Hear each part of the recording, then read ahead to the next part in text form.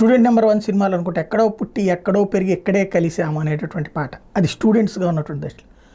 ఇప్పుడు సాధారణంగా మనకి ఆలుమ్ని పార్టీస్ అని నడుస్తుంటాయి, అంటే మాజీ విద్యార్థులందరూ. అట్లాగా మాజీ భారతీయుల పార్టీలని భవిష్యత్తులో వివిధ దేశాల్లో పెట్టుకురావాల్సి వస్తుందేమో. ఎందుకంటే భారతదేశంలో ఉన్నటువంటి వాళ్ళల్లో ఎక్కువగా ఎస్పెషల్లీ హిందువులు అత్యధికులు దేశం విడిచిపోతున్నారు.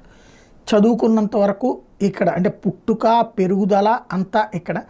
చదువుకున్న తర్వాత ఒక కాస్త టాలెంట్ ఉంటే చాలు, టాలెంట్ ఉన్నా లేకపోయినా విదేశాలకు వెళ్ళిపోవడానికి ఇష్టపడుతున్నారు.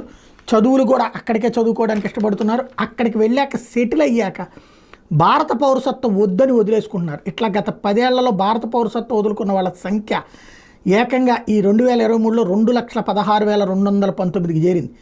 2014లో 1,29,328, 15లో 1,31,489, 2016లో 1,41,603, 17లో 1,33,000.